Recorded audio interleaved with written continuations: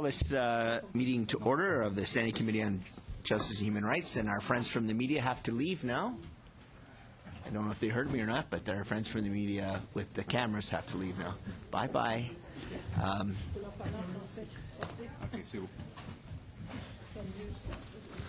This is a televised event. We don't need the extra cameras. Okay, this is meeting number 32 on Monday, July 7th, and the orders of the day is pursuant to the Order of Reference of Monday, June 16th, 2014, Bill C-36, an act to amend the Criminal Code in response to the Supreme Court of Canada decision in Attorney General of Canada versus Bedford, and to make consequential amendments to other acts. This is a televised meeting, and our first witness today is the Honourable Peter Gordon MacKay, the Minister of Justice and Attorney General for Canada, and he's here for an hour with us, and then we have officials afterwards. If you'd like to introduce your colleagues with you today, Minister, and then the floor is yours for 10 minutes. Well, thank you very much, Chair, colleagues. I'm joined by Donald Paragoff, who is an Associate Deputy Minister at the National Defence, as well as Natalie Levman, who I would describe as an expert in this legislation. She has had a great deal of input into both the drafting and preparation of the legislation you see before us, Bill C-36. I want to begin by thanking you, Chair, and all members of this committee for your decision to undertake this important work during the summer months. I think it reflects very well on Parliament and on this committee to demonstrate the commitment to bringing forward important legislation, particularly the work that will be done over the coming days. Je remercie chaleureusement le comité d'avoir décidé. I would like to warmly thank the committee for having decided to exceptionally meet at this time in order to proceed to the study of this bill, Bill C-36, and the response of the government to the ruling made by the Supreme Court. The Supreme Court of Canada, in which the court concluded that 3 offenses related to prostitution were unconstitutional. As you know, the court gave Parliament 1 year in order to follow up on its decision. The government has made excellent use of the year to date, and we are at, I note, the 6-month mark since the handing down of the Bedford decision. We've undertaken and completed an initiation of a public online consultation, a process which garnered more than 31,000 responses. There's also been in-person roundtable meetings with a full spectrum of input, from those who advocate for legalization to those who advocate for full criminalization and participants in prostitution.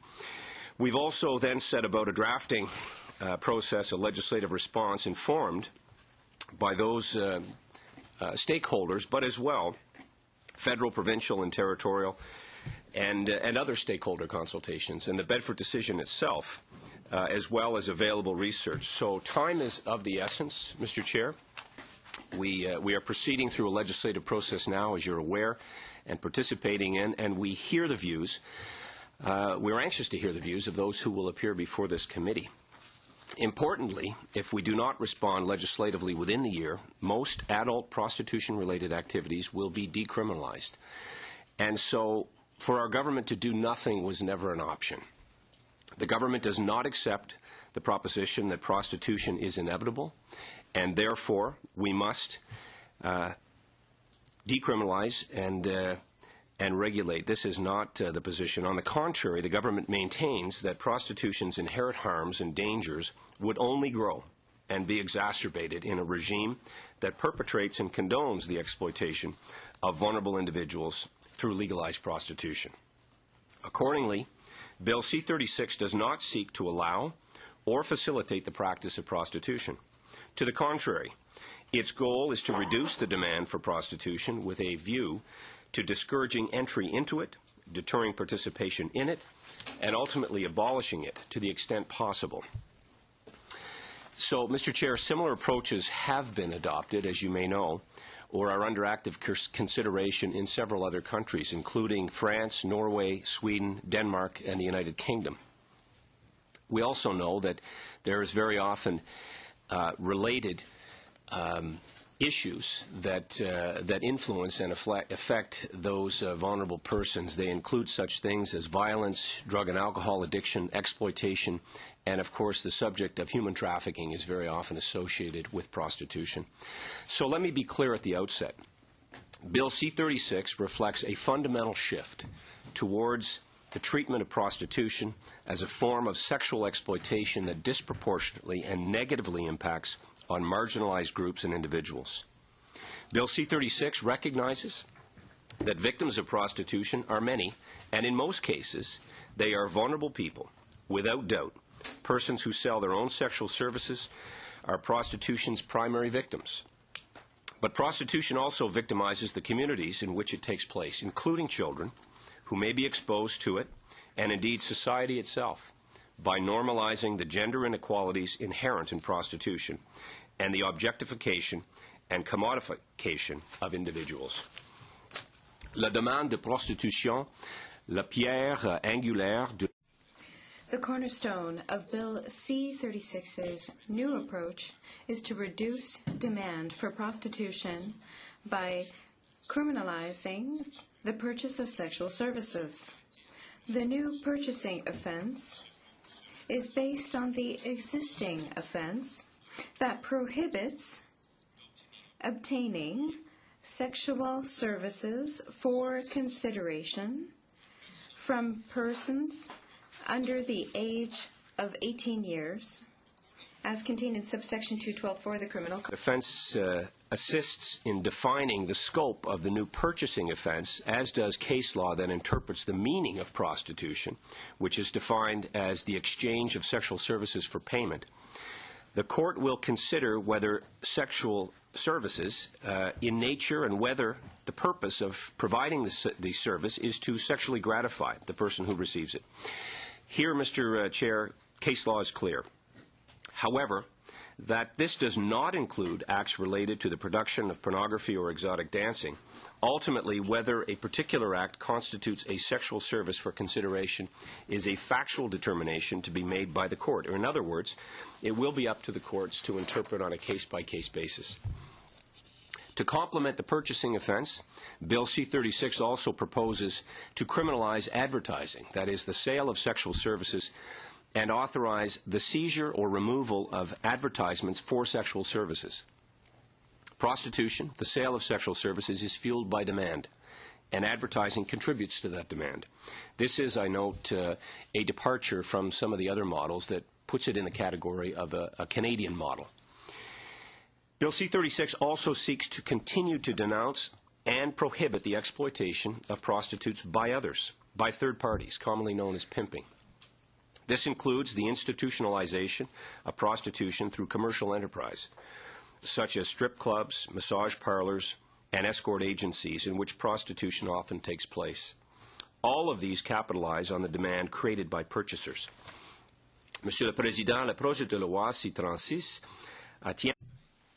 Bill C-36 would achieve, through these goals, offenses that would prohibit materially benefiting from the prostitution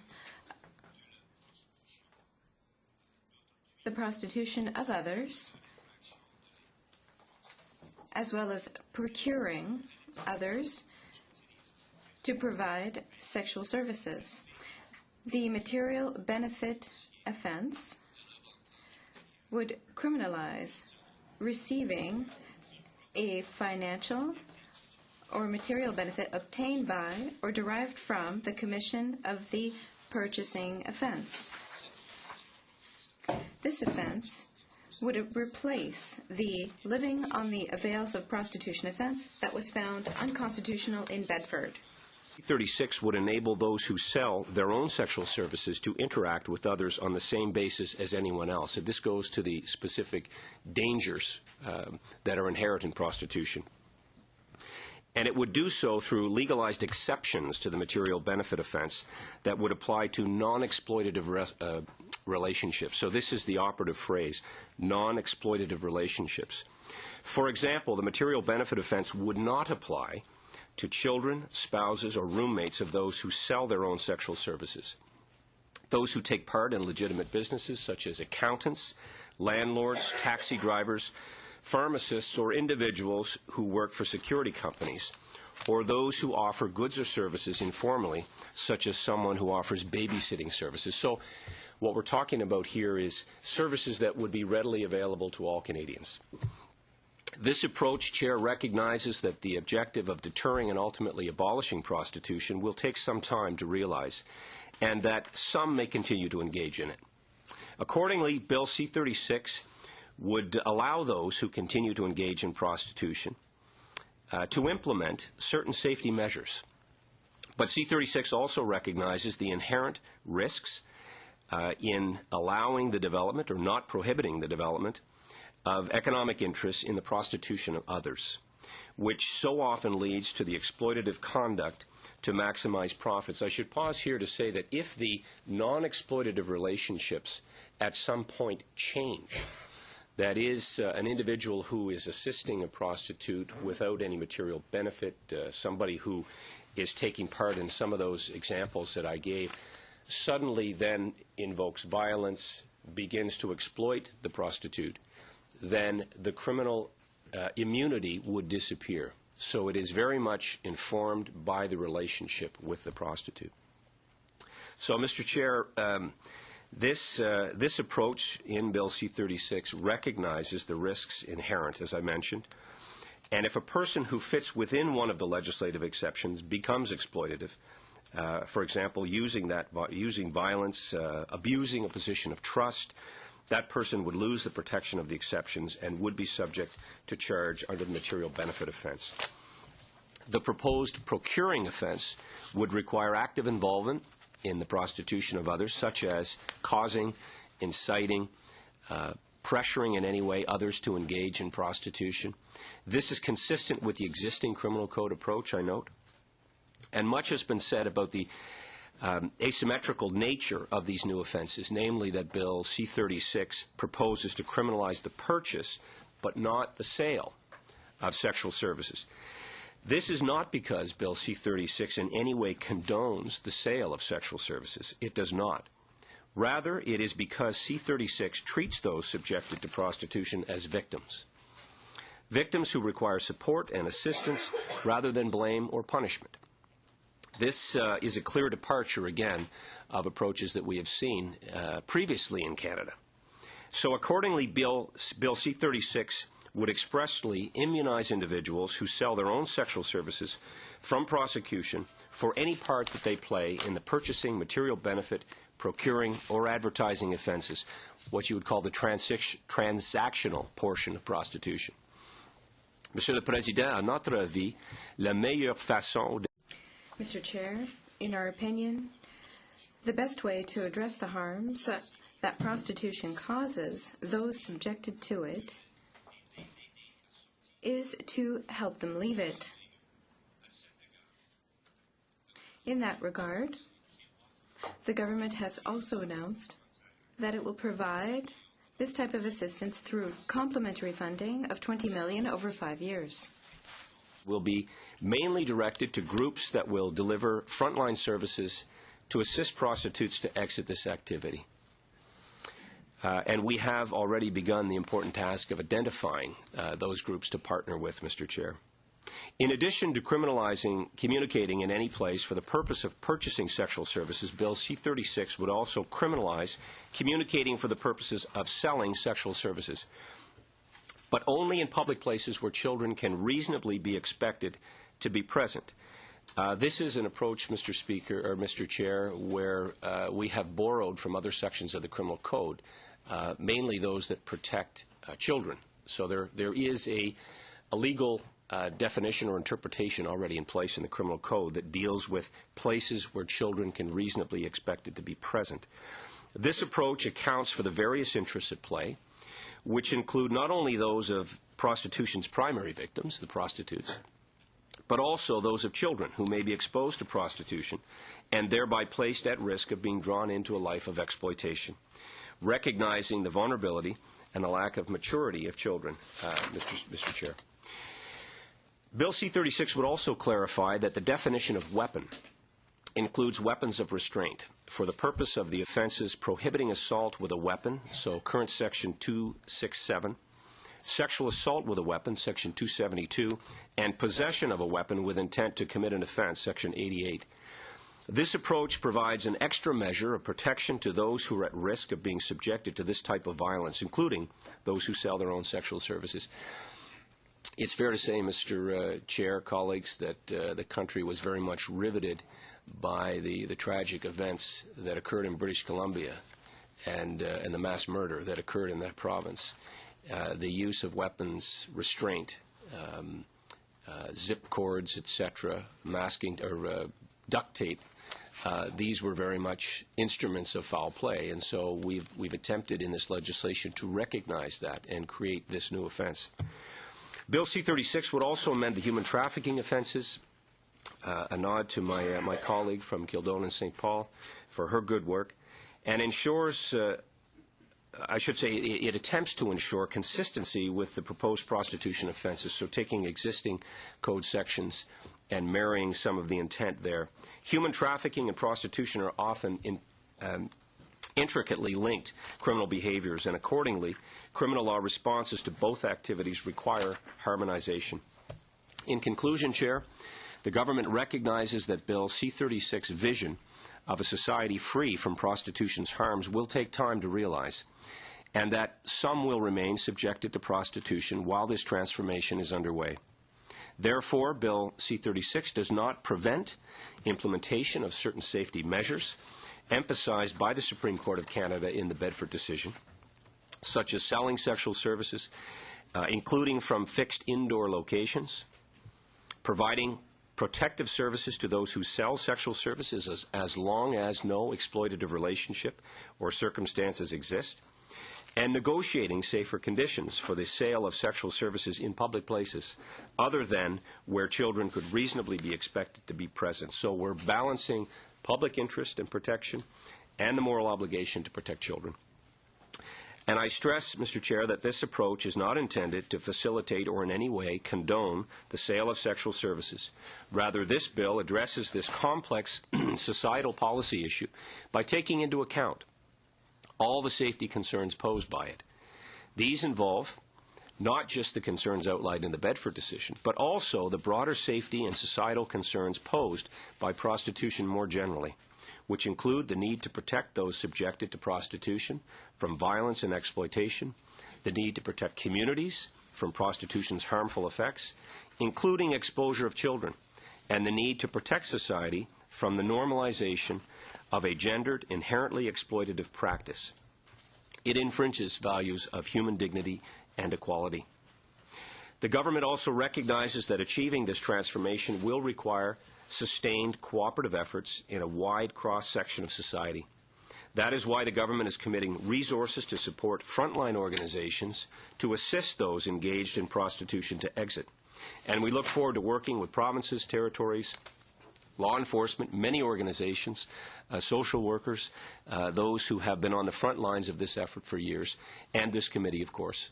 And so, Mr. Chair, faced with the Bedford decision and the one-year timeline, the government had a choice: condone the exploitation of vulnerable persons and harms to Canadian communities, or protect them. Informed by the Supreme Court's judgment in Bedford, available research, and the government's public consultations and obligations, we naturally chose the latter. We believe this is a sound, sensible law and entirely defensible. I thank you for the invitation. I thank you again for your work, and I look forward to your questions. Merci beaucoup. Thank you, Minister. And for those in the audience who aren't familiar with the process, we now do a round of questions. And our first questioner is from the New Democratic Party, Madame Boivin. Merci, Monsieur le Président. Thank you, Mr. Chair. Hello, everyone. Good morning to the Minister. Thank you for being present, and I hope that your summer is going very well. We have the pleasure of reading about you regularly on other subjects. We will surely be able to come back to that at some point. We don't have a great deal of time, so I'll cut to the chase. I understand that you want us to...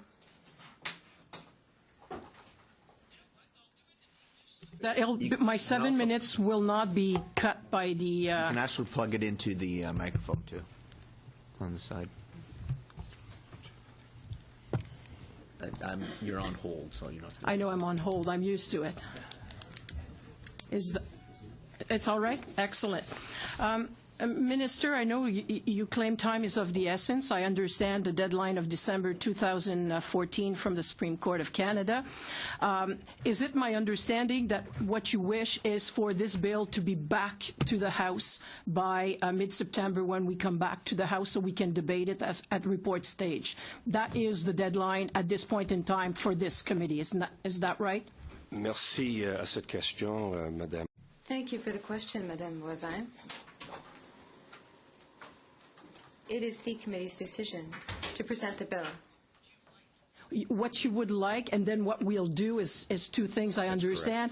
But what you would wish is for the decision or the recommendation from this committee to be back for debate at mid-September deadline. Well, Madame Boivin, my wishes and this committee, you're right, are two separate issues, but certainly we have a December 19th deadline. So in order to meet that deadline, my wish is that we have the legislation back before the House in the fall when we come so back. that we're able to proceed. Okay. But you're not timeline of this committee you're not is expecting necessarily that all the work will be done by Thursday and back No, in. not Okay, at all. excellent. That again is up to your committee. Do you believe, Minister, En that français, Madame Boivin, c'est parfait. J'ai pas de est-ce que problème. vous pensez, Monsieur le Ministre, que ce Minister, do you think that this bill, well, regardless of what's going to happen with the committee's work, do you think that this is going to return or go back before the Supreme Court through a challenge, be it a challenge by those who prefer decriminalization, those who prefer the Nordic model? Do you think this is going to go back before the Supreme Court? It's possible. Obviously, every new bill could return before the Supreme Court.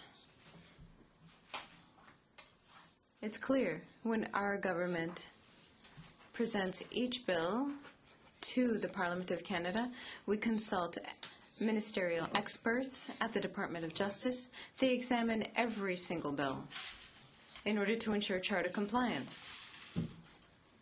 To testimony that will be heard by this committee. It's the intention of the government to present as well a technical bill which has helped to inform this legislation. It's also explaining some of the research which informed Bill C-36, and of course we also And you don't think that it'd be profitable for this committee to have this Yes, before we... That's my intention. So table, before I the could end of the table it week? as soon as today. Oh, But that'd we be want to very make sure that it's translated. And as you would know, by the end of July, we also intend to table some of the polling information that we obtained. Can you We're do it following- faster than the end of July, since you have it since February? Yeah, And we heard some rumors, and I hate to work at justice on rumors. Sure. It'd be very Me too. practical for this committee, before we do anything, to see exactly what your scientific survey was saying. Absolutely. That being said, because you do foresee it, I mean, we would be pretty stupid to not think one way or the other it's going back to the Supreme Court. Don't you think, have you had time to reflect on the fact that maybe it'd be better at the end of the day, after all the process, to send it to the court right now, which is within the power of the government to do so, to make sure that we don't miss the point and have to redo all over? Because you know what? Life is short, and I hate to waste my time. Yeah, I agree we shouldn't waste our time, which is why we've taken the time to look very carefully at the issue. We have the view of the Supreme Court of Canada in Bedford, so they have very much issued what I would view as an instructive view in striking down 3 of the Criminal Code sections. But you see, we're 2 lawyers, and Yep. obviously we're not seeing necessarily or reading the decision the same way, so that might be problematic. So instead of having us 2 lawyers discuss amongst ourselves and other lawyers, maybe it'd be interesting to have the view of the court that we'll have to decide on the thing. But you're talking about studies. What's wrong with you guys that you cannot send to this committee the studies on charter compliance that you had done? I mean, I know you're going to tell me, oh, client privilege, so on, but I think it's going to help the committee to see that the department did its job and did do the overview. I'd be interested in knowing what exactly study and how they analyzed the decision from the court and did the parallel with the actual C-36 bill. Well, firstly, we're not going to send it back to the Supreme Court. That's not going to happen. We need to have an evidentiary examination of the legislation, and that will happen. As sure as night follows day, there will be challenges when new bills are presented. So we believe that the likelihood that it will be challenged is very real, as you've said. You'll have an opportunity, a very real opportunity, to hear from experts directly from the Department of Justice who can speak to the issue of charter compliance. Mm-hmm. And on the subject of releasing polling data, there is a normal routine 6-month period that passes that will occur at the end of July. So the data will be but that's the ultimate released. deadline. Yeah, but anyway, that's right. And that's, time is short. That's the way it's normally handled. And in fact, you're right about in transparency matter, it could be done faster. But anyway, but it will be released. Last that's question, and that's what, in a sense, is sad with this, is that we will be rushed by time on something that is so important for so many people on different things.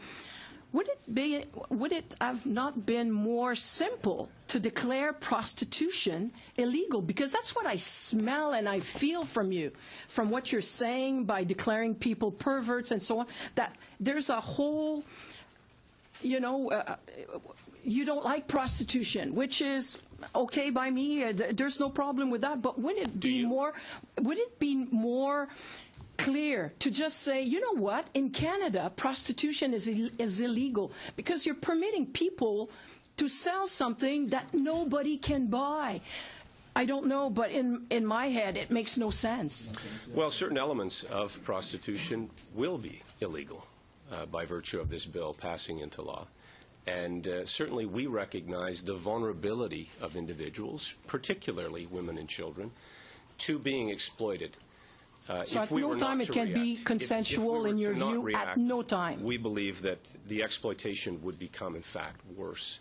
And we've taken time to not only examine the Supreme Court's decision, but also look internationally at other models as to how we respond to what we think is a very exploitative practice in Canada. And so no one raises their children to be prostitutes. That's not something that people aspire to.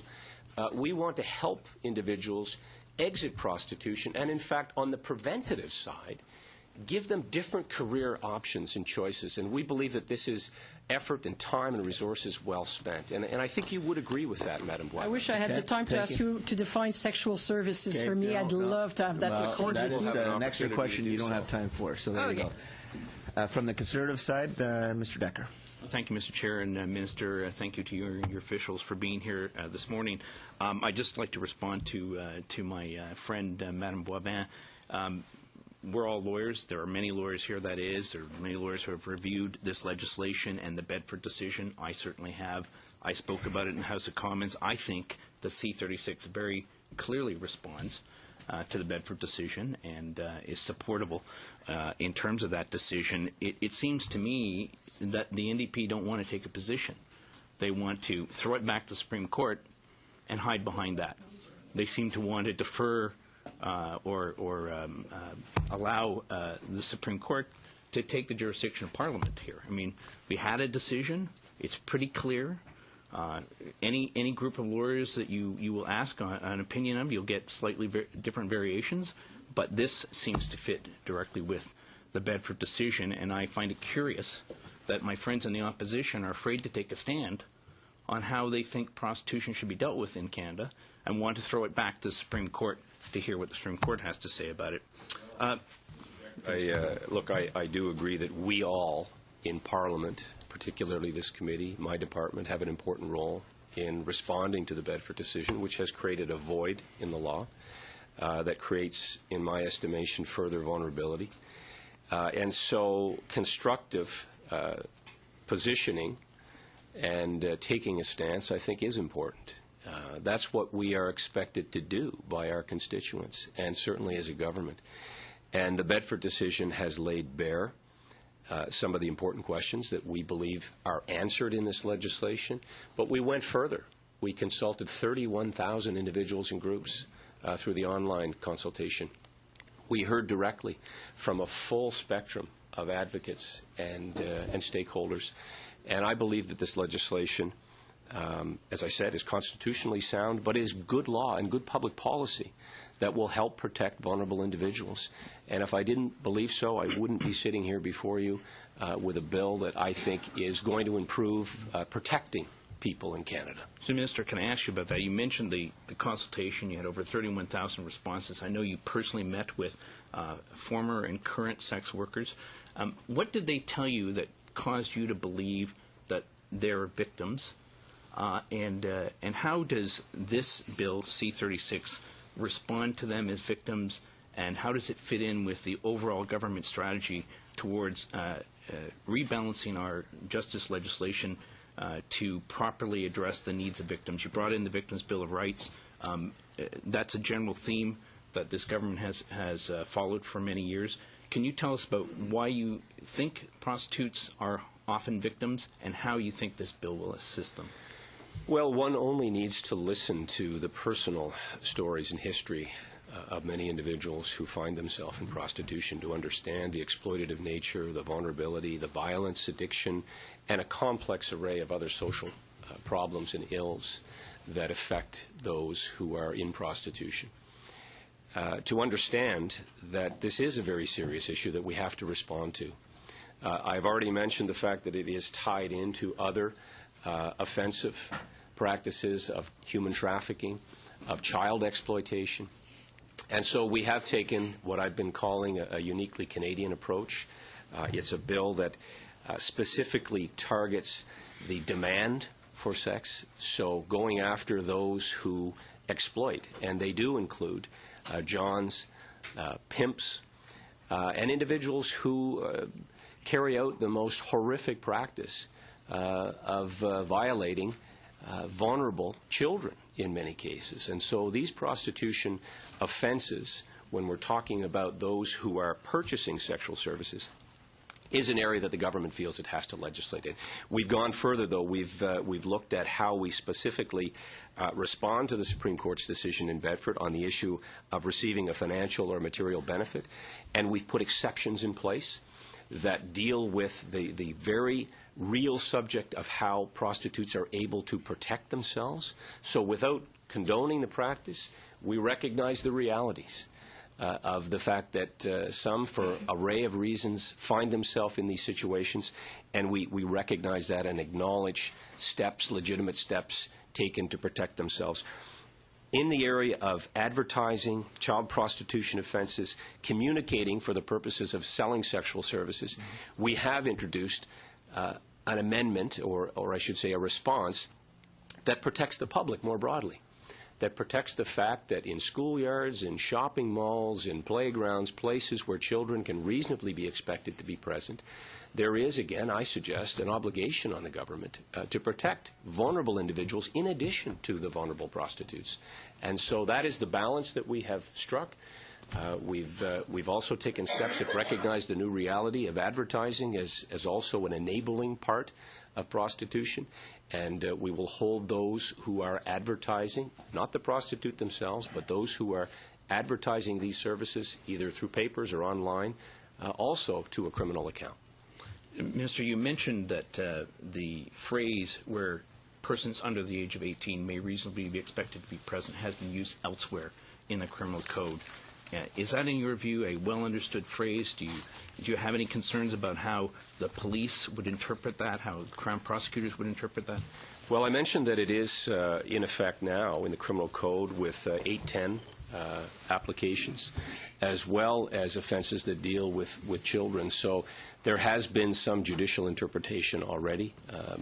I wouldn't go so far as to call it judicial notice, but because it is found currently in the criminal code, there is a broad understanding of the definition, and it's a reasonable test. It has to do with not only the environment itself, but also the time in addition to the place. So that, like many sections, and I come back to Madame Boivin's question, will be subject to interpretation by the courts. But I'm confident that this definition is well understood and is there with a reasonable interpretation as to what the public would expect. So some critics say that could mean anywhere, anytime. Is that your understanding, or do you think it's narrower than that? Well, not at all. It doesn't mean anywhere, anytime. It means very specifically places where children could reasonably be expected to be present. And I think that is not an overly technical legal term. I think we can all envision examples of where children could reasonably be expected to be present. It wouldn't be in an after-hour bar at 3 a.m., right. But it would be on a schoolyard. It would be leaving church or a shopping mall or a ball field or a rink. It could be leaving a hotel at certain times of the day. So it is a common sense, practical application of a definition that we think the courts will uphold. Thank you. Thanks for those questions and answers. Our next question from the Liberal Party is Mr. Casey. Mr. Chair, Mr. Minister, 15 years ago, the Supreme Court of Canada handed down its decision in Gladue, which you would agree is the seminal decision with respect to Aboriginal sentencing. What measures have been taken to ensure that C-36 is consistent with the Gladue principles? Well, all legislation has to be consistent. So there are no particular measures that you can point to that ensure compliance with what the Supreme Court of Canada had to say in Gladue? This bill, we believe, is charter compliant and consistent with precedent. You would agree that First Nations are uniquely vulnerable when we're talking about prostitution and exploitation? I would agree with that statement. Any specific measures taken in the legislation to account for that unique vulnerability? All of these sections are intended to protect all vulnerable individuals. So there's no specific provisions that you can point to that uniquely address this vulnerability? Well, the programs that we've put forward or will be funded, which are not specifically present in the legislation, those programs, we believe, through partnerships in provinces and territories, will help assist all groups who are vulnerable. Certainly, First Nations, women and children, I would say, are definitely covered by that, and there are unique circumstances. I agree with you, Mr. Casey. So the unique response, if you will be found in programs that will be funded by this government. Okay. Thank you. I want to come back to the line of questioning from... I should also add, I'm sorry, that there are also, in addition to the response, the legislative and the monetary response, other programs like the Aboriginal Justice programs and programs found in the Public Safety Department, in the Health Department, in the Status of Women, that are also uniquely designed to respond to the particular vulnerability found on First Nations. I'm sorry, I just wanted to add that. I want to come back to Madame Boivin's question with respect to the $175,000 survey or poll that was done by Ipsos Reid, and you've indicated that we're going to be able to see it once these hearings are over. Mr. Minister, you have the power to allow us to see it sooner, do you not? Well, the survey itself was not particular to just this question of prostitution. And so there is a normal 6-month time period which is invoked where that polling information will be released. I should note for the record, Mr. Casey, you're aware that there have been other surveys done.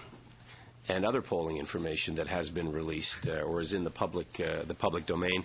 I also wanted to provide a correction. I said there will be a technical bill presented to the committee. There will be a technical paper that was produced by the department, and that technical paper is available in French and English. I'm informed it will be tabled with this committee by leave, and it will be provided to you so that you will have it for your deliberations this week. Mr. Minister, do you have the power to abridge the time in which we see this $175,000 Ipsos Reid survey? Do you have the power to give that to us before we examine all these witnesses? There's a 6-month time frame that we will respect. So you have the power, but you're deciding not to exercise it? I didn't say that. I said we'll respect the 6-month time frame. Do you have the power to abridge it? We'll release it when the 6-month time frame is up. Is that a yes or no? We'll release it when the 6-month time frame is up, Mr. Casey. So you won't tell me whether or not you have the power to abridge it, but if you do, you're not going to exercise it. What I'm telling you is that you will have the information when the 6-month period is up. Mr. Minister, I requested that Ipsos Reid appear as a witness before this committee, but they're not on the witness list. Did your office have anything to do with that? Absolutely not. We don't control a witness list. That's entirely within the purview of the committee. When you had an issue before you that was destined to be challenged before the courts, you'll remember a case by the name of Nadon. You took the eminently sensible approach of getting outside opinions. It seems to me, Minister, that you're in the exact same situation now with this bill. Have you sought outside opinions with respect to the constitutionality or an eventual challenge of this legislation? Well, there was a bit of a difference there, Mr. Casey. I think you would have to acknowledge we already have a decision from the Supreme Court of Canada in Bedford. That was certainly not the case. There was very much an open question on the subject of eligibility, so much so that we had federal court judges applying, so much so that a Justice Committee itself recommended names that were deemed eligible. In addition, we had the Supreme Court precedent of judges who had been appointed from the federal court from other provinces, albeit. So there is I would describe it as a distinguishable difference between what we have before us now with a bill that has been drafted in direct response to a Supreme Court decision. So have you or have you not sought outside expert opinions with respect to the constitutionality of this legislation? We have very expert opinions within the Department of Justice that we feel adequately respond to the Supreme Court decision, and we relied on those, as well as the consultation that took place, as well as previous precedent from Parliament, previous case law. And as a result, I think we've produced what I view as a very sound, sensible, practical response to Bedford.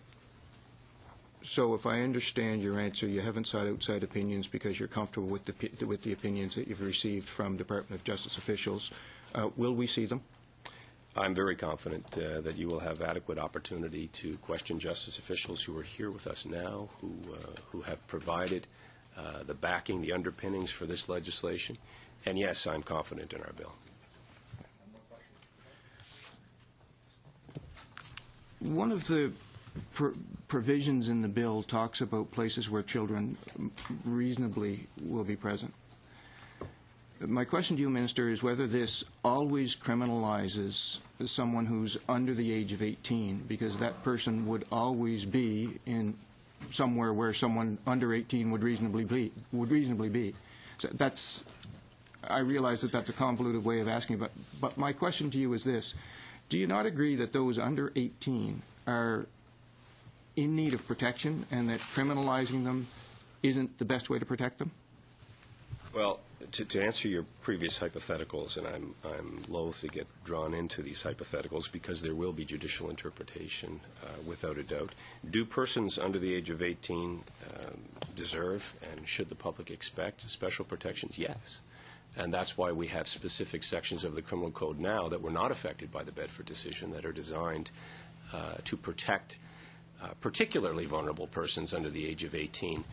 I don't agree with your scenario that anybody under the age of 18 engaging in prostitution will always be subject to criminal charges. I don't think that's correct. But it's reasonable to expect that a person under the age of 18 could be present in certain factual scenarios in certain locations, yes. Thank you. Here's our next question from the Conservative Party, Mr. Wilkes. Minister, for being here today.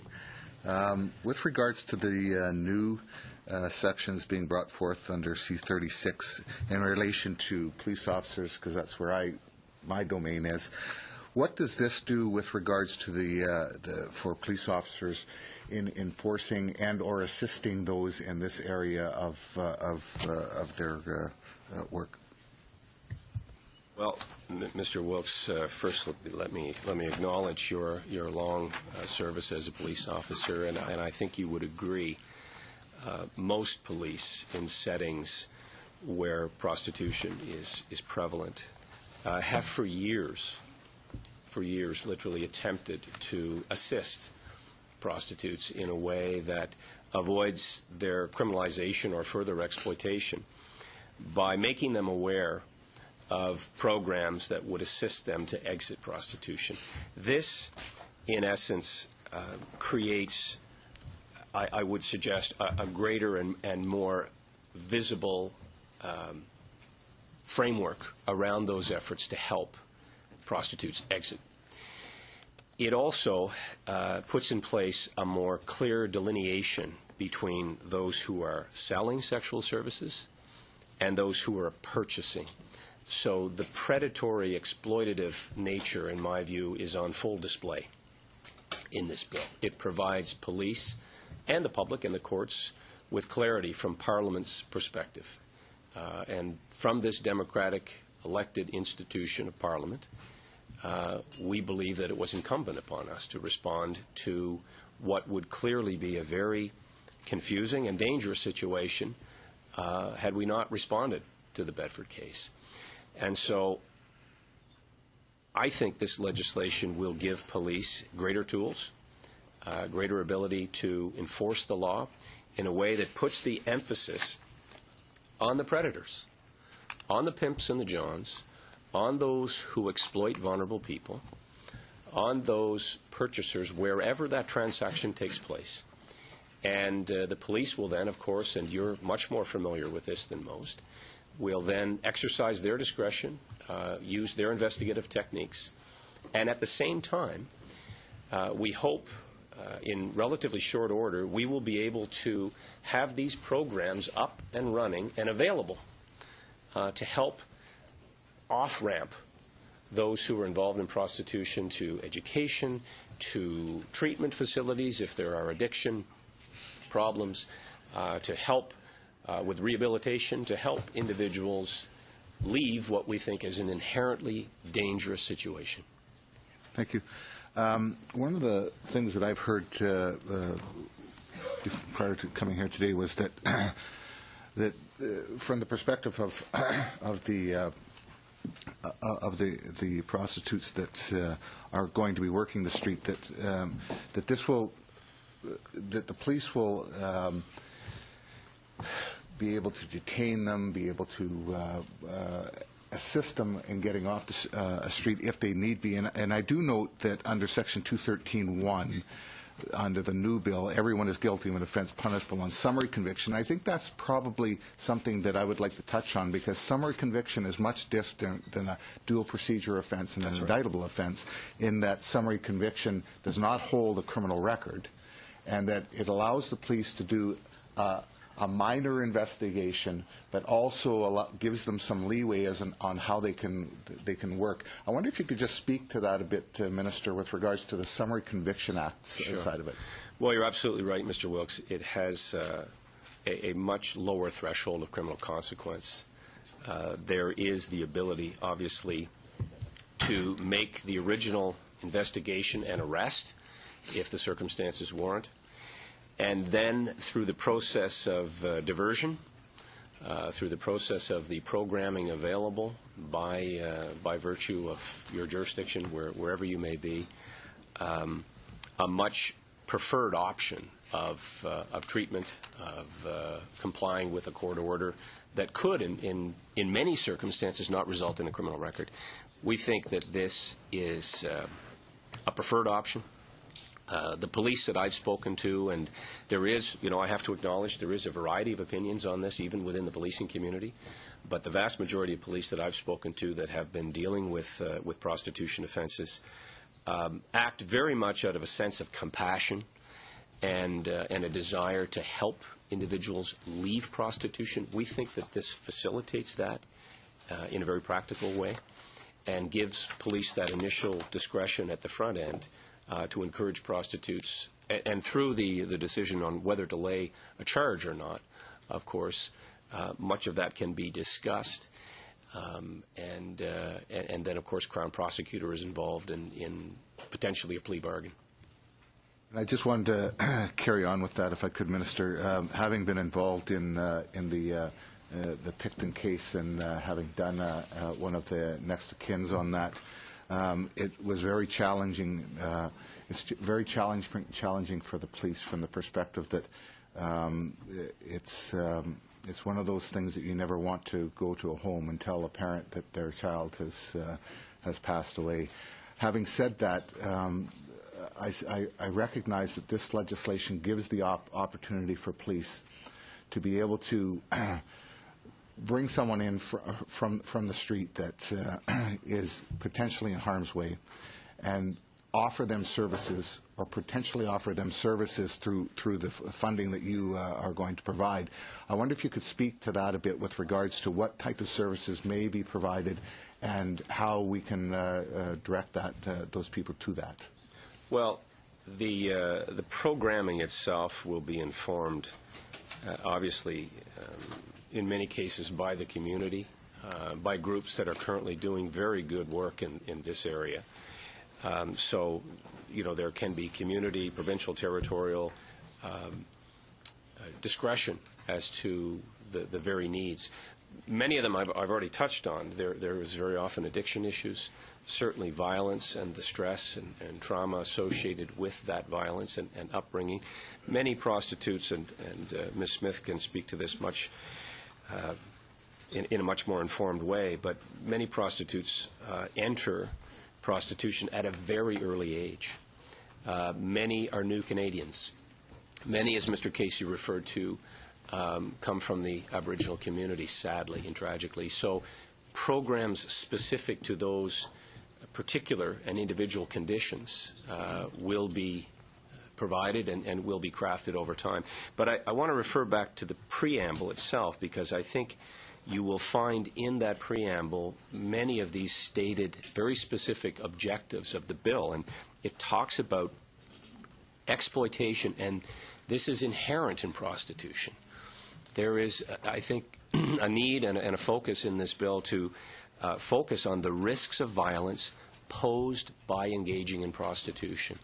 And so this holistic approach of legislation plus programming is aimed, as you've suggested, at going to the very source, criminalizing those who are exploiting prostitutes, not punishing or re-victimizing individuals who have been drawn in many cases through no fault of their own, and assisting either the prevention or the exit from prostitution in a way that goes well beyond anything we can do in the criminal law.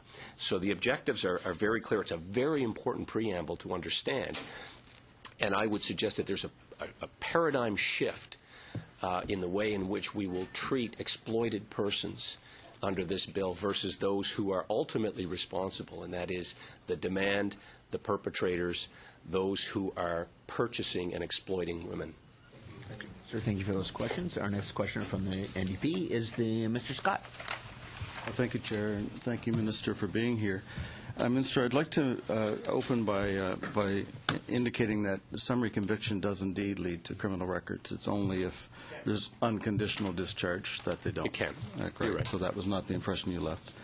I wanted to make sure that the government is fully on side with the Bedford decision. In Bedford, this government, your government, argued, as can be seen at paragraph 80 of the Bedford judgment, quote, "It is their choice, that is prostitutes or sex workers' choice, to engage in the activity, not the law, that is the cause," end of quotation, "of the risks they face or any violence or insecurity or health consequences." The Supreme Court roundly rejected that line of argument from your government. I want to just confirm for everybody here that you accept that that line of argument was erroneous. Well, Mr. Scott, Chair, what the Supreme Court ultimately spoke about was the overbreadth and the gross disproportionality of the law. And that did, let's not forget, go through previous trial division and an appeal court division where it was overturned, and then the Supreme Court came back with its decision. But the objective here is to denounce and deter prostitution as a practice. And we are informed by the Bedford decision from the Supreme Court, but other sources as well. We see it as a practice that commodifies, degrades, and dehumanizes, and it exploits people who are involved in prostitution. And so, as a result, we've responded with a bill that we think asserts that prostitutes are victims of an inherently dangerous and exploitative practice. I'll just note for the record that that wasn't a precise answer to my question, but thank you. Minister, does it matter that some sex workers or prostitutes see what they do as legitimate? They will express what they do as an exercise of choice. I'm not saying anywhere near all. Let's just say some. So, Minister, I'm wondering what that makes them in your eyes, in the eyes of this law. You use very strong language at one point about clients being predators or perverts. So does it make women, just leave it at women for the moment, who think in those terms, are they also perverts as a result? Well, I think that anyone that preys on children in particular, whether they're male or female. That wasn't the question. You know that wasn't the question. Yeah. So if women believe that the work they're doing is legitimate, what does that make them in the eyes of this law? We believe that prostitution is inherently dangerous and exploitative, and that ultimate definition, when it comes to the courts, will be for the courts to determine. But what I believe is that we shouldn't normalize it, that we shouldn't condone it or support it. We should work to help people exit prostitution. And I believe that we need to minimalize to the greatest extent possible the inherent dangers of prostitution. That's what we're attempting to do with this bill. And we're not attempting to facilitate, enable. We're attempting to reduce. Thank you, Minister. Minister, just a quick answer. Was the insertion of protection of health considered for the preamble? And if so, why was it not included amongst the objectives of the bill? The only reference is to preventing violence and exploitation, but health concerns don't appear at all. And they do appear in the Supreme Court judgment. Yeah, I think health concerns are very much a legitimate concern. There's no question. Okay, thank you. And so if the committee in its wisdom has recommendations in that regard, it's a very legitimate question. Great. In the opinions that you've received and the work done by your officials, that could go, by the way, to the programming aspect. To come back to Mr. Wilkes' question about how we help individuals that may be suffering from addiction issues. Thank you. Or other issues. In the opinions you've received, you're not going to show them to us, I understand, but did you receive advice that any charter right was actually infringed? Section 7, Section 2, even Section 15. Infringed? No. So no, there was always you did not a even criteria. Get to Section 1? If I could finish, there was always a criteria, as you know, as to a scale of risk involved. When it comes back to Section 1, that is very much ultimately the determining factor, whether it can be justified in a free and democratic society, whether the Oakes test is met.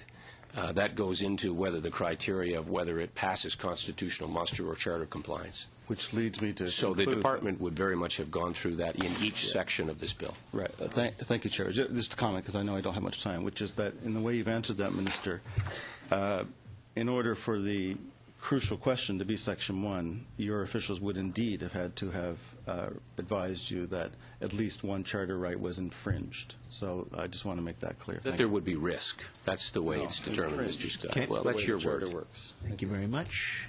Our final questioner of the minister is Ms. Ambler, who's joining the committee. Thank you for coming. Thank Time you, is Mr. yours. Chair, and thank you, Minister, and officials for joining us today. We appreciate your time. And my question, Minister, is about human trafficking. We all know that it's horrible. In fact, in the region I represent, it's a huge problem because it's in the vicinity of the airport, and so this is something most Canadians don't know much about and don't hear much about. But I know that this bill attempts to address it and link the issues of prostitution and human trafficking. Could you tell us more about how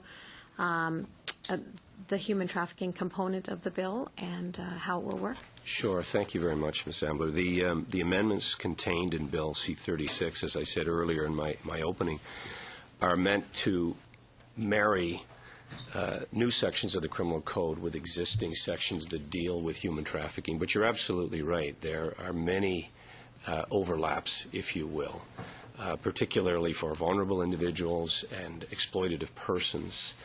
And so what we've attempted to do is ensure consistency with the human trafficking offenses, which is very much related criminal conduct. And specifically, to answer your question, it would increase maximum penalties, impose mandatory minimum penalties for receiving a material benefit from human trafficking. Many of those who are trafficked are underage, so there are already sections that apply. But, for example, withholding documents for the purpose of committing child trafficking, issues that relate to the receiving of a material benefit from child trafficking, all of this, under this bill, we see increased maximum penalties for these type of, shall we say, collateral activities need to be deterred. And you know, what we're attempting to do here, obviously, throughout this bill, is ensure greater protection for vulnerable persons, vulnerable Canadians. And this is inherent in the bill. We have examined other jurisdictions that have decriminalized or legalized prostitution and found that higher rates of human trafficking and sexual exploitation are the end result. And legalizing and regulating prostitution would create an increase in demand for those who provide sexual services. So that runs completely contrary to our intent to end violence and exploitation. And we think that that's inherent in prostitution, as I've said. It recognizes the societal harm that's caused by the commodification of sexual services. And so that is very much what we're attempting to do, to take these new sections and ensure that they're consistent with the current provisions of the code. Thank you. And we'll be hearing from a number of witnesses, I think, who can speak to this issue and hopefully tell us what they support what you said as well. Also, so Bill C-36, you mentioned other jurisdictions in criminalizing the purchase but not the sale of sex. It follows a system, an approach used in Sweden. I'm wondering if you can tell us if we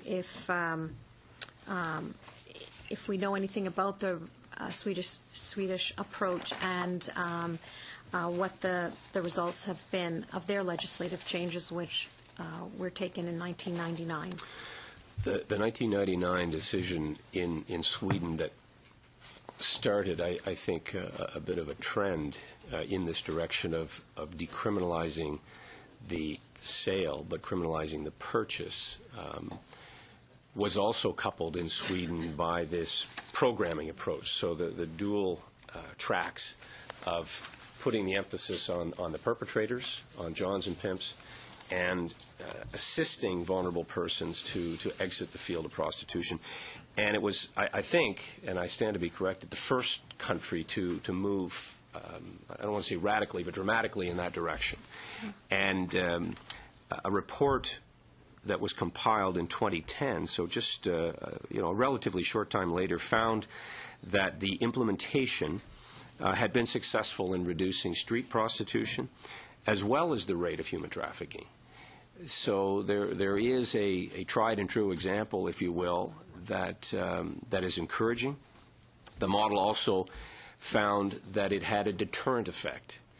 So by focusing resources, and including police resources, on the perpetrators, on the purchasers, this anecdotally is having effect. And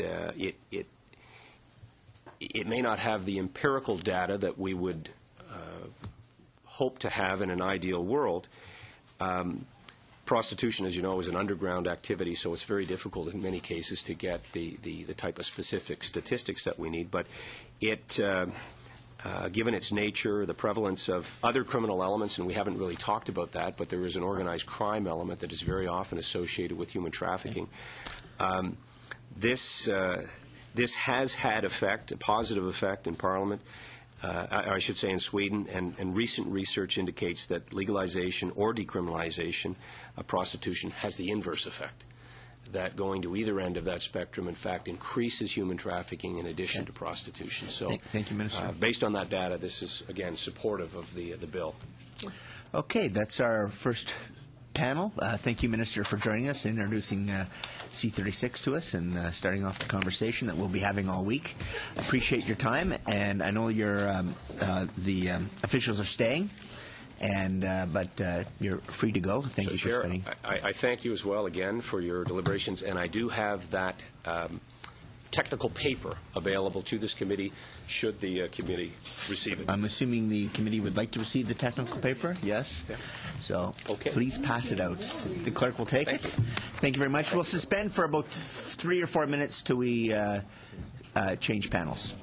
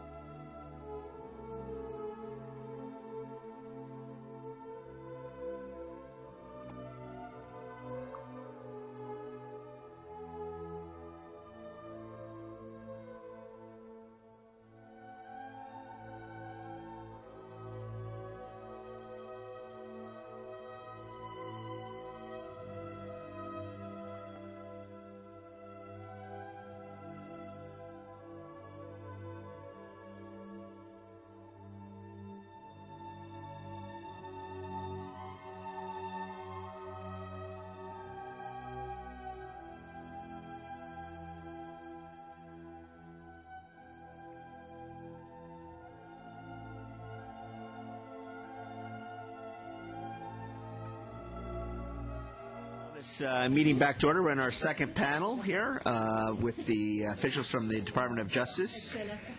Mr. Paragraph was already introduced, and so was Madame Laveman. We're also joined by Ms. Morency, who is from the Criminal Law Policy Section. And do you have an opening statement, or do you want to just go to questions? Questions? Okay, well, there you go. We are here till 11:30, and we have, just so members know, I do have to bring up an issue about budget for this review of this legislation, which I'll put on if we save us 5 minutes at the end today. But our first questioner is from the NDP, Madame Boivin.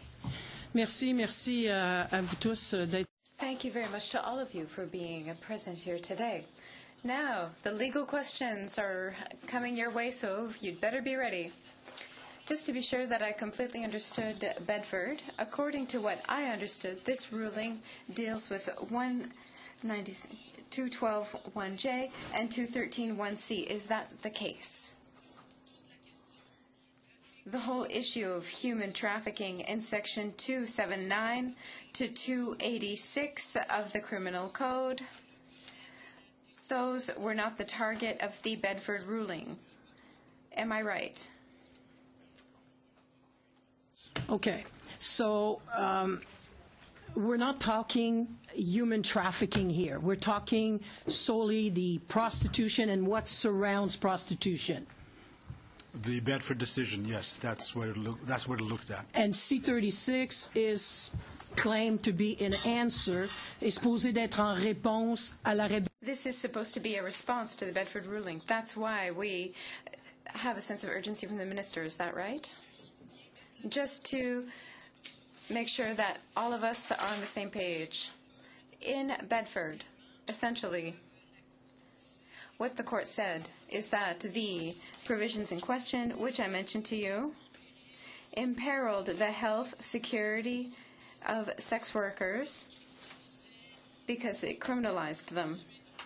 It criminalized prostitutes. It created an impression of insecurity, of danger, where activities had to be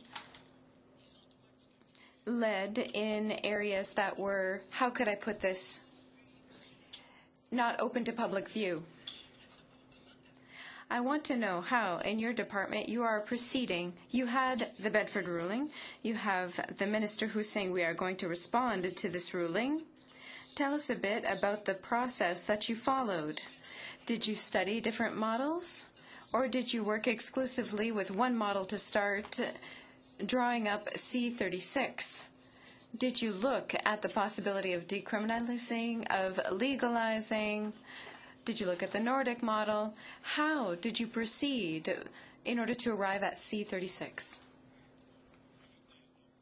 Different models. The consultation paper, which was distributed in March, actually referred to 3 different approaches. They were general, but there are a lot of variations in between them.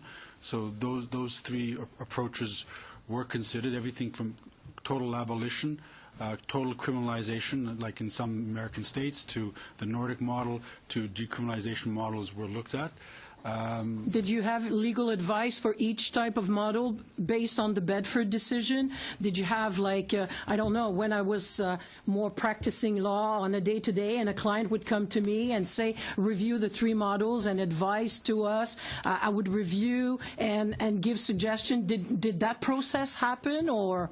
When we provide options, we provide pros and cons of each option in terms of benefits and disadvantages, and policy decisions are made on the basis of the analysis. And that comes, it's the political branch who takes that part. So am I understanding that you did give pros and cons even for what we have here? Yes. And what would be the cons? Well, there would be whatever the pros would be for decriminalization or full criminalization or full decriminalization. So enlighten us. Would be a con. Just specify it, because we're not all, not everybody around the table and hearing this are necessarily lawyers. So give us a gist of pros and cons. Well, the pros of this bill are that it responds to Bedford. Bedford found that the existing fee provisions infringed Section 7 charter rights of sex workers because it prevented them from taking measures to protect them while they were engaged in a risky but legal activity. So what does 636 do, and which clause answers to that? So in particular, the areas that the court found of concern were that sex workers were not able to sell sex from fixed indoor locations. They had to keep on moving around because the definition of body house was such that if a place was used more than once, it became a body house. Secondly, the living on the avails of prostitution offense did not distinguish between exploitive conduct and non-exploitive conduct, so therefore people were not able to hire bodyguards or other people in order to protect them. And third, that the breadth of the communicating offense, which was communicating in all circumstances, was prohibited, denied them the ability to negotiate safer conditions. So maintenant, le fait qu'on criminalise le client en tout temps. So now the fact that we're criminalizing the client at all times, if I've correctly understood this bill, there is no exception at all times if the sex worker is indoors, according to the optics you mentioned, if they conduct legal advertisement. To say that this bill, at all time, clients, it will always be viewed as a criminal act. The purchasers of sexual services, they are criminalized for offering to purchase or purchasing in any place. So anytime, location, how anytime. does that make it more secure and more, since you didn't go as far as declaring prostitution illegal in Canada? That's what I'm still, I just can't fathom the sense of it. May I take you back to the objectives that the minister mentioned? The Bill C-36 overall objectives are to reduce the demand. No, I'm talking about Bedford, sir. I'm talking about Bedford. And that's what I'm responding to you. So the Bill C-36 responds to overall objectives is to reduce prostitution, discourage entry into prostitution, to deter participation. It also recognizes that while in the process of trying to deter prostitution, that is not an easy avenue, and that in the course of that people who engage in prostitution, selling sexual services, need to be protected. So therefore, Bill C-36 would So the allow, only protection is not to do it. Well, no, it would allow the provision of sexual services in indoor locations, either to no client, to independently or collectively. It will provide permits a person to hire bodyguards. But to no clients. Okay, anyway. This is not the only place in the criminal law where we have asymmetrical criminal law. We have asymmetrical criminal law in suicide. It is not an offense to commit suicide. It's an offense to aid someone. That's asymmetrical. It is an offense to sell drugs. It is not an offense to purchase drugs. There's no offense of buying drugs. There's an offense of selling drugs. However, the buyer could be criminalized by aiding the seller to sell the drugs. Except prostitution usually takes two to tango. And that is why. Well, not necessarily two, but anyway. And that is why the bill immunizes and says that the seller of sex will not be prosecuted. Okay, thank you very much. Thank you. Our next questioner is Mr. Brown from the Conservative Party. Thank you, Mr. Chair. And my first question is in regards to some groups have argued that prohibiting advertising of sexual services, you are not allowing prostitutes the opportunity to screen their clients. If you could comment on that concern. Well, the advertising offense prohibits advertising the sale of sexual services. But if you look at 286.5, that proposes an immunity for sellers of sexual services. So to the extent that a person puts an ad up advertising their own sexual services, they are immunized from prosecution by the bill explicitly. Okay. And the additional question is there has been some confusion over what would apply in the case of under 18, and I understand it would be the Youth Criminal Justice Act that provisions which would hold forth. Can you comment on, for the under age of 18, if that would be the superseding document? Would it be the Youth Criminal Justice Act that governs any interactions that involve someone under the age of 18? Yes. Okay. Additionally, going back to the advertisement of sexual services, are there any studies that would complement that view? Any evidence that the Department of Justice has found, for example, to show that in jurisdictions where prostitution has been completely legalized, that there has been an increase in human trafficking? Yes, there is evidence that indicates that. Sorry, and what's the link to the advertising?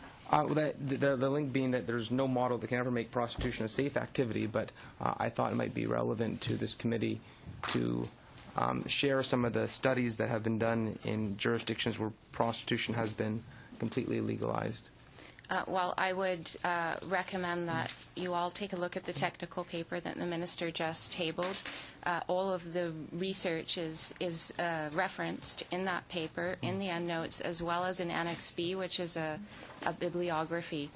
And there is evidence that speaks to the experience of New Zealand that decriminalized, and I believe they put restrictions on advertising, but in a regulatory context as opposed to a criminal context. Okay. Just for a moment there. So on the technical paper we just received as a committee, there are, in the bibliography and in the footnotes, it indicates where those studies are. Are those studies available through the internet? We've provided links where links were available, and full references in order for them to be found. Thank you, because a member of the committee asked me about if there's studies mentioned, could they be brought forward, but they're actually inside that technical paper, the reference to them. Yes, they aren't reproduced in full, or else it would be a lot bigger, but yes, all references are there. Thank you. Time's still yours, Mr. Brown. Okay. That covers my two questions. Okay. Thank you very much. I think Bob has a... Oh, you want to share his time? Yep. Yep. Yeah, there is. I just either Mr. Paragoff or Ms. Lebman. On this question of advertising, a number of commentators got it wrong. I know there are some journalists in the room today who have got it wrong in their columns. They've made statements like, because this bill excludes all or makes it illegal to have any form of advertising, they're going to force prostitutes out in the street to advertise their services, and therefore it's unconstitutional. You pointed out 286.2 sub 4D, which says that if that someone can provide their own advertising for their own services and can pay someone on commercial terms to help them with that. So that clearly allows the individual to offer their own sexual services. There seems to be some concern about what the advertisement can say, and certain types of advertisements can be the court can, or the prosecutor can apply to the court to have those advertisements removed if they define sexual services in a certain way. Now, I've taken a look at some of these advertisements, and anyone who has access to the internet can see them. And typically, what they say is rather sad, rather degrading. It says, here's sometimes the person's name, here's their age, their ethnicity, their hair color, their eye color, their bust size, their waist size, their height, and certain other physical characteristics. And then it will say an hourly rate. So much for a half hour, so much for an hour, so much for 2 hours. If that ad runs, as it does today, you can find it online in many places and in many newspapers across Canada, is that something that would be caught by the provisions of C-36?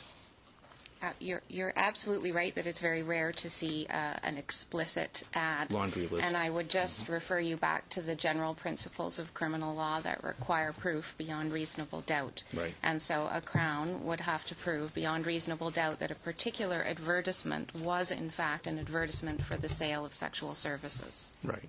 So I think a lot of people are misunderstanding this, and they're saying that this is a total ban on advertising. But as I read it, what's going on today, where an individual, if he or she is paying for that ad themselves, if everyone involved is only receiving a material benefit that's commensurate with the services provided on reasonable commercial terms, that you can say, my name is X, and I'm available for a certain amount of price per hour or hourly rate.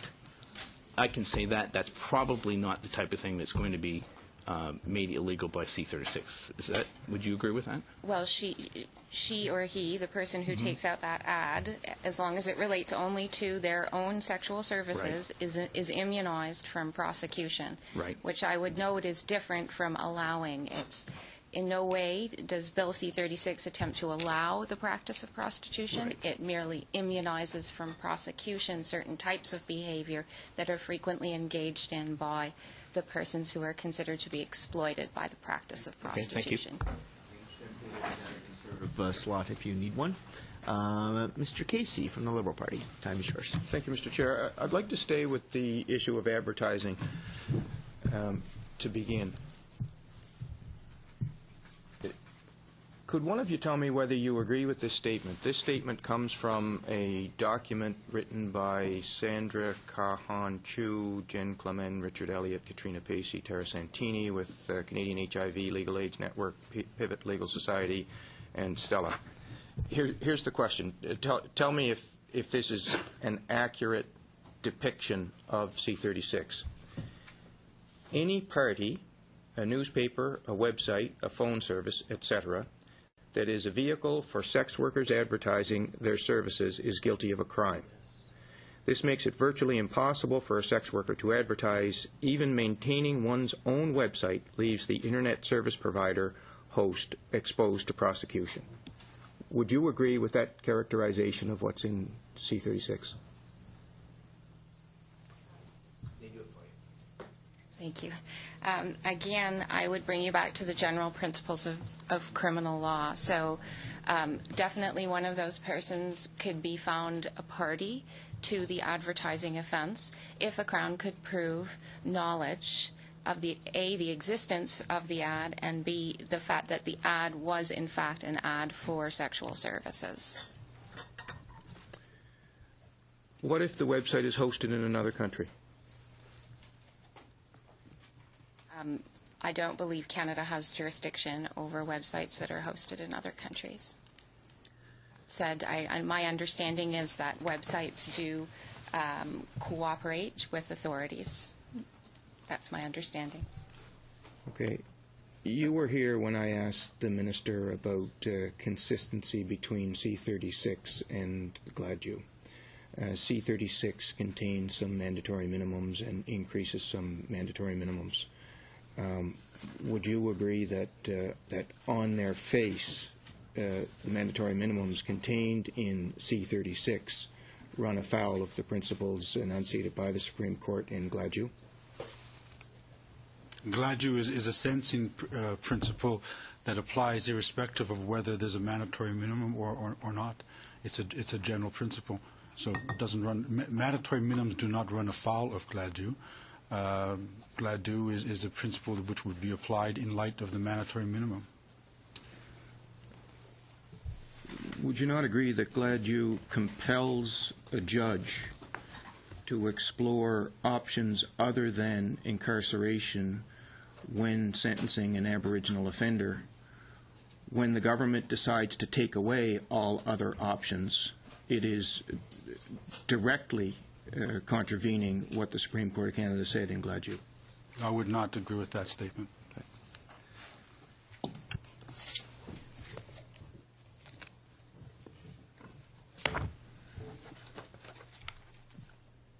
Do you accept that the government had a duty to consult First Nations when drafting this legislation, particularly when considering the disproportionate impact that the societal problem of prostitution has on First Nations communities? The government conducted a broad consultation. There were representatives from First Nations communities at some of the consultations. So you agree that they had a duty to consult and they fulfilled it? I'm not saying whether they have a duty or not. That's a constitutional issue. I'm saying that Aboriginal groups were consulted, and I believe some of them will be testifying before the committee this week. What value was the Ipsos Reid $175,000 poll or survey to the department in preparing the bill?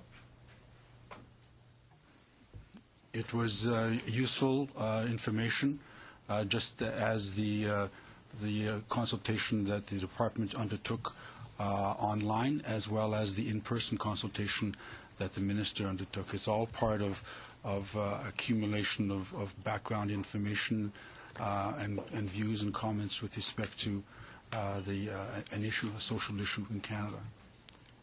And Mr. Pirogov, can you expand at all on the words useful information? Is there anything more that you can tell us in terms of the value of that Ipsos Reid survey or poll, other than it was useful information? I mean, as the minister indicated, the poll was a quite extensive poll.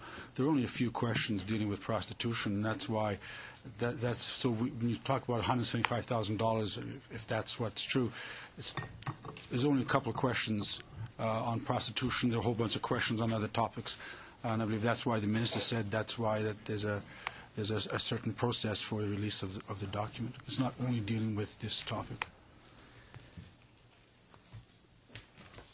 Can any of you shed any more light on the proposed $20 million expenditure?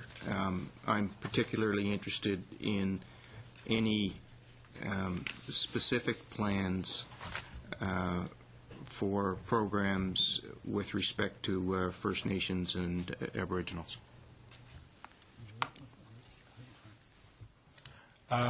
The details of the $20 million have not yet been finalized, but clearly the research does show that there are certain groups which are disproportionately affected by prostitution. That includes marginalized communities, including Aboriginal communities. It would naturally make sense for program money to focus on the most vulnerable. And so we will be looking at Aboriginal communities, we'll be looking at youth, we'll be looking at those most susceptible to exit the practice of prostitution.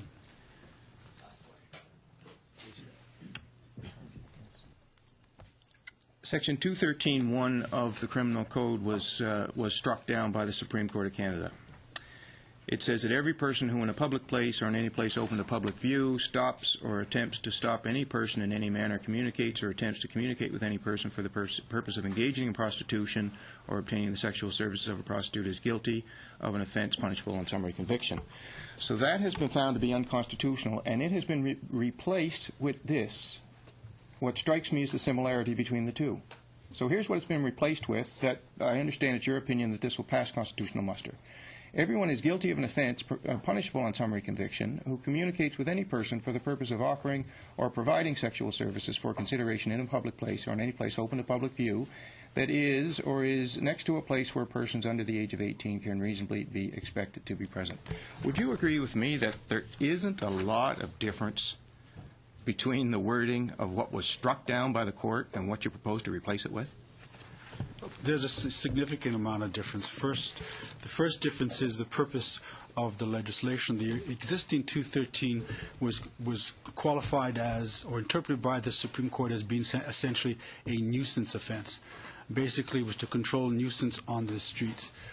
The C-36's reformulation of 213 is objective is to protect children from the harms of prostitution. It is to essentially prohibit soliciting in front of children because of the harms that may befall children, and also drawing them in. So it is not geared to controlling the nuisance on the street. It is to protect children, and it's a different legislative objective. So there's a huge difference. The other difference, of course, is it's a lot narrower in scope.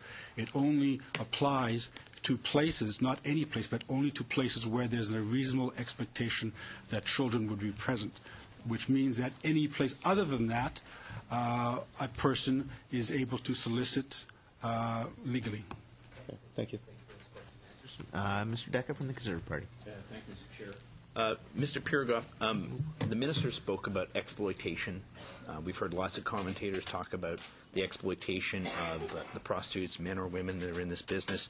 C-36 focuses on exploitation, on material benefit that is exploitive in nature. I'm wondering if you can tell us a bit about why you focused on that, and do you feel that by focusing on those who exploit, in other words, a pimp that takes 75% or more of the fee that the prostitute receives as their fee, or the strip club or massage parlor owner that takes a significantly higher portion than the individual would receive from that fee.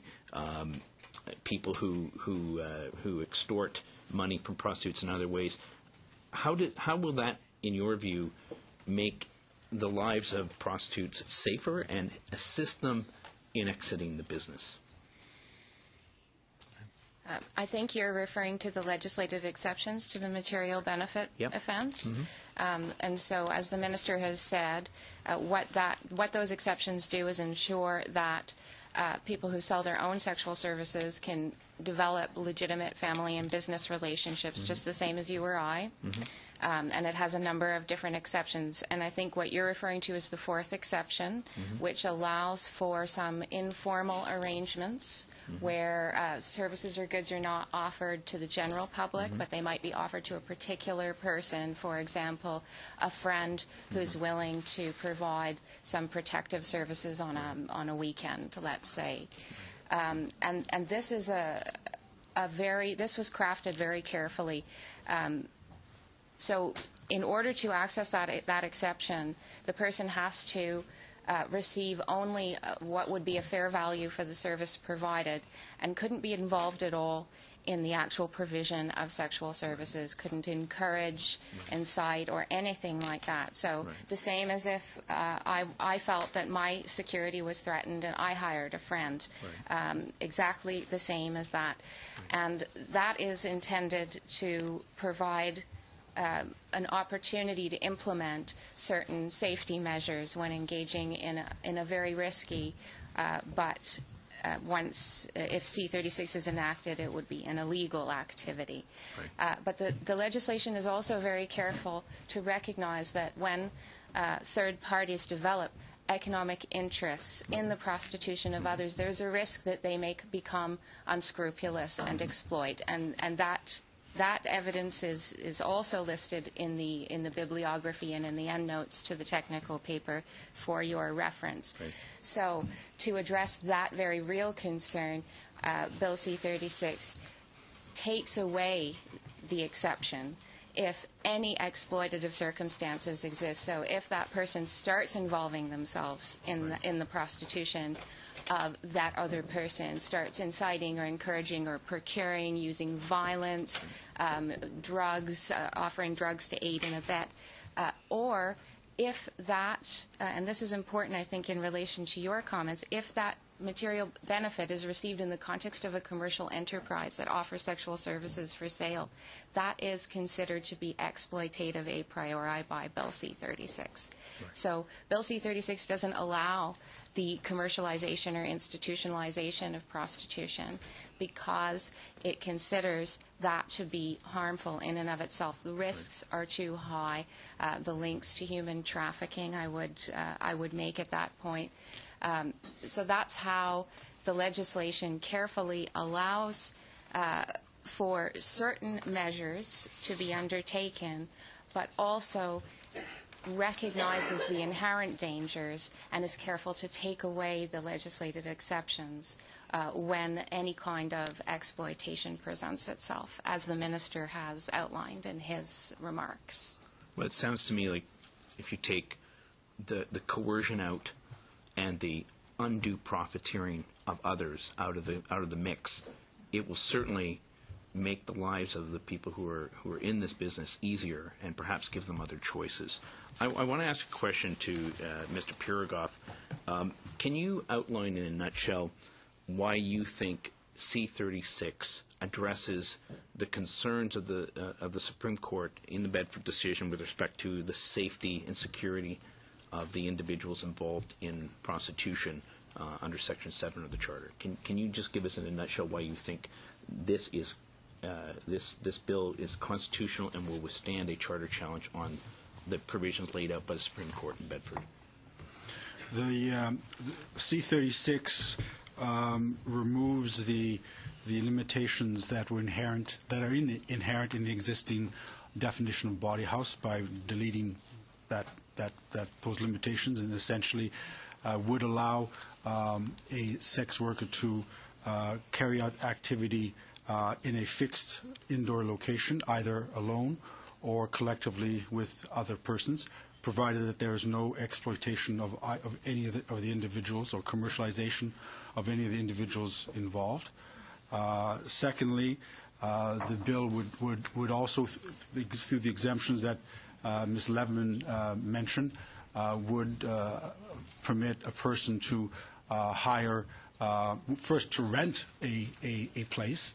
In Sweden, under the strict Nordic model, persons cannot even rent an apartment or hotel room because there would be fear that the landlord could be charged. This bill would provide that the seller of sexual services could purchase any service that is available on the market, like any other person, so they could rent a place. They could deal with pharmacists. They can deal with doctors. They can hire protective services, just like anyone else can hire a protective service that is available to the general public if they feel that they need it. So the bill specifically deals with the safety deficiencies that the Supreme Court found within the existing law. And I may add also that the existing law, of course, also was a situation where the landscape was that the sale and purchase of sex was a legal activity. This is providing this protection even though the activity is an illegal activity. So this bill actually goes beyond, because it says even though the activity is illegal, this is going to afford protection to sellers of sexual services.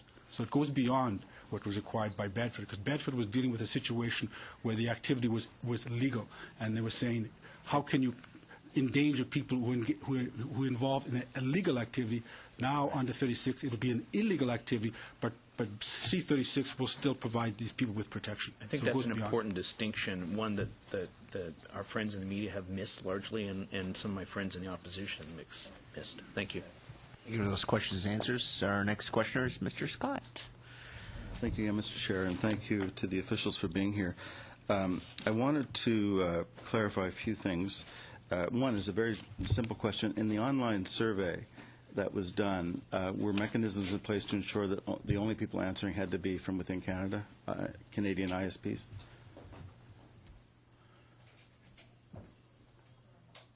They touch it. Oh, yeah. We did, as I understand, receive some submissions from non-Canadians. Those submissions were considered, but were not counted in the final count. Okay. Thank you, then. Wanted to return to the material benefit where anybody who might be otherwise exempted isn't, if they receive the benefit in the context of a commercial enterprise that offers sexual services for consideration. So Mr. Pirogoff has outlined that clearly individual prostitutes having their own places would not be caught. But the moment in which you have any kind of a cooperative enterprise, many, say 2 or 3 women or 2 or 3 men working together in an arrangement that actually is commercial, but is also designed to enhance mutual surveillance, safety, etc. Would that be caught by this commercial enterprise? Would that be a commercial enterprise? You're talking about working cooperatively together, whereby the only benefit received results from one's own sexual services, the sale of one's own sexual services. And the answer is that Bill C-36 does not criminalize that scenario. Okay, thank you. And so as long as they made sure that there was actually no pooling of resources and sharing of income, then they would be safe. Otherwise, they wouldn't be.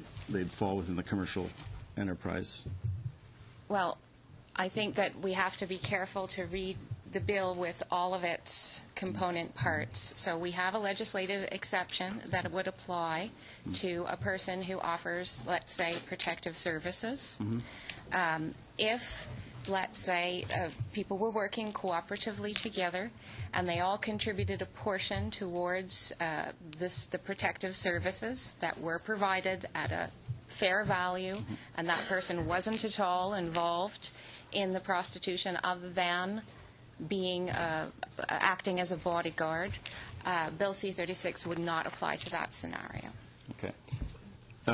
Otherwise, if this was if this collective effort included any kind of an on-site manager or a sort of a receptionist service, etc., that would be considered commercial?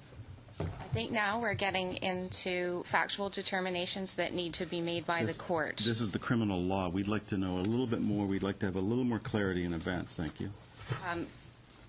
Well, like I said, if the third party who is present falls within a legislative exception, and the people are working cooperatively together, and the only benefit that they're receiving from the others is the safety of proximity, Bill C-36 does not criminalize anyone in that scenario. Okay. Thank you. The minister earlier said that the ability to screen clients, as long as you take care not to be anywhere near anybody 18 years or under in public, would be available. But we also know that John's clients cannot be engaging in the purchase anywhere at all. So I'm wondering whether or not you would accept that it's still going to be a fleeting enterprise to be able in public to screen your clients, precisely because the Johns are themselves criminalized for being in public with the prostitute and engaging in the transaction. Well, the bill is clear that you're right, purchasing, because one of the main objectives is to reduce prostitution, deter it and discourage it. Purchasing and communicating for that purpose is criminalized in all places, which is consistent with the objectives of the bill to reduce prostitution itself. Okay. And so there's a lot of balancing of interests going on in Bill C-36, and it had to take into consideration many different safety issues. And my final question, thank you, Mr. Chair, is the minister at his June 4th press conference said something that I think he confirmed today. He said, quote, "Some prostitutes we know are younger than 18. If they are in the presence of one another and are selling sexual services, they could be subject to arrest," end of quotation. I believe he actually just confirmed that today. And I'm wondering if that is the case. I understood that the Department of Justice issued some kind of correction originally after the press conference to say he wasn't correct. It seems like he's gone back and reiterated that. Could we please have a clarification about whether that's true or not? It's an objective test. Where children can reasonably be expected to be present is a qualified objective test. And so the courts will look at what a person in the position of the accused, whether or not that person would have known that children could reasonably be expected to be present. I recall the minister making a comment in his earlier remarks that a bar, for example, would likely not meet that test. As to whether or not another scenario would meet that test would be up to the courts. If I could just to clarify that. With the test, it's really not material whether there actually is a person under 18 present or not. That would be evidence. But the test is whether it is objectively a reasonable expectation that at that place, at that time, a person under 18 would be there. Okay. The fact that someone under 18 is there doesn't ipso facto satisfy the test. Thank you very much. Thank you. Our next questioner is Mr. Decker. I'm giving you a couple of minutes. Gerald, let's just follow on this question for a moment, because the opposition has put a lot of time and effort into the concern about two 16-year-old prostitutes out on the street. Each of them knows that the other one is 16. In that situation, it's conceivable that the police could arrest one or both of them. Would you agree with that? Under the existing law, persons under the age of 18 could be arrested and charged under the Young Offenders Act under the existing law.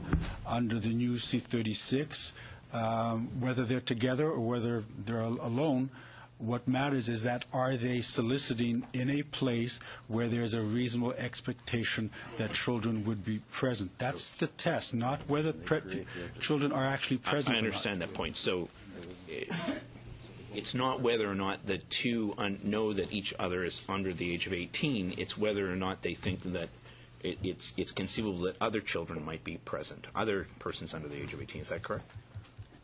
Ms. Levin? Yes, it's not about, as Mr. Pirogov has clarified, it's not about whether or not a child is actually present. So two teenagers, just to use the minister's example, two teenagers in a bar, that a bar is not a place where children could reasonably be expected to be present. So it's if like they were in front of the school as a playground, it would be. At 2 o'clock in the afternoon, that would be far. It would be far more likely that a court would find that it met the test in that case. There seems to be a concern amongst the opposition that if you criminalize the purchase of sex, instead of purchasing it in front of the school at 2 p.m. in the afternoon, the customers, the Johns for lack of a better term, are going to go into the back alleys or into the industrial parks. I find it hard to believe, and you don't have to answer this because it's more of a comment than a question, but I find it hard to believe that they believe that customers are looking for prostitutes in front of the Rideau Center in the middle of the afternoon, or in front of a school in the middle of the afternoon, or in front of the Eaton Center in Toronto in the middle of the afternoon. It seems to me that it's always taken place in the back alleys, in the shadows, if it's out on the street. And whether or not you are criminalizing the purchase isn't determinative of where the prostitute's going to go to try to find her client if she's doing it in the street. But we know that they have other options. They can go inside from a fixed indoor location with security. That's all provided for under this legislation. I mean, what is your view on where these things are likely to take place, and do you really believe there's a distinction that the safety of the prostitutes will be harmed by the provision that A, they can't communicate for the purposes where children may be present, or B, because the service the purchase of the service could be criminalized? Perhaps it would be helpful to the committee to review paragraph 165 of the Supreme Court of Canada's Bedford decision, which talks about how all prostitution provisions are interrelated and intertwined. So the Supreme Court is asking us not just to look at what is criminalized, but also what is not criminalized. And that informs the constitutionality of each individual provision. So I think that your comments are fair. We have to look at the other aspects where C-36 says it doesn't prevent certain safety measures when we look at another provision that criminalizes other aspects of prostitution. Thank you. For those questions and answers, I want to thank our officials for joining us today, and I appreciate all the questions and answers that were provided. That brings us to the end of our panels. I have one thing that I want to discuss and then another item that I need to bring forward. we have budgets in front of us, members of committee, and one is for $39,000, and the other one is for $66,050. Now, that's not in addition to the 39; that's an cumulative one. I need approval for both. I'm going to put it right on the table. We have the way the process works is that we offer video conferencing. We don't require video conferencing, and I had individuals who said, "Well, we'd like to come." And as chair, I made the decision, well, if they want to come and they don't want to do video conferencing, the government of Canada should pay for them to be here because they're being asked to be witnesses. There were others who said, well, we'll pay for our own way. I wouldn't allow that to happen. If we are paying for one, we should pay for them all. So we are allowed, as a committee, to approve the $39,000 done by the clerk. I will have to go back to the liaison committee after the fact, but I'll have to go back and ask for some more money for this particular study during the summertime on this bill. But I do need approval for both. So would somebody move the 39.9? It's been moved. All those in favor? That's carried. And on the 66, it's just a budget. It's not an actual spending. We will be back to you with the actual spending, and I will be, on behalf of this committee, going back to the liaison committee and saying maybe we need to change the process that we require video conferencing, or it's not a choice. It's we're doing video conferencing or you're not appearing. We need to get some control over the costs. Yes, Madame Boivin. Merci. Je pense que c'est important. Je suis pas Thank you. I think it's very important, and like yourself, Mr. Chairman, I agree. However, we do tend to forget those who are video conferencing, and they're perhaps at a bit of a disadvantage. So perhaps that would just be my reservation. That's maybe why there are those who prefer to come in person. It's sort of like doing an interview over the radio. It's better to be in the studio than over the phone, as my colleague noticed on Saturday, perhaps. So regardless, I think it's good, yes, to try and contain our costs. But I also have a question, Mr. Chairman. What happens if the liaison committee turns down your budget? Do you pay?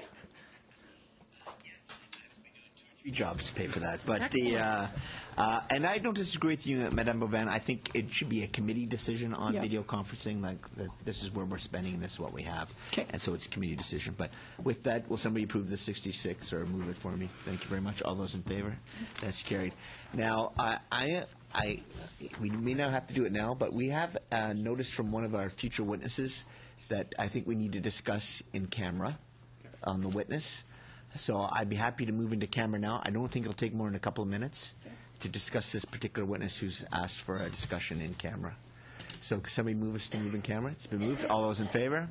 That's carried. So we'll suspend for a few minutes while we move into camera. It should only take a couple of minutes.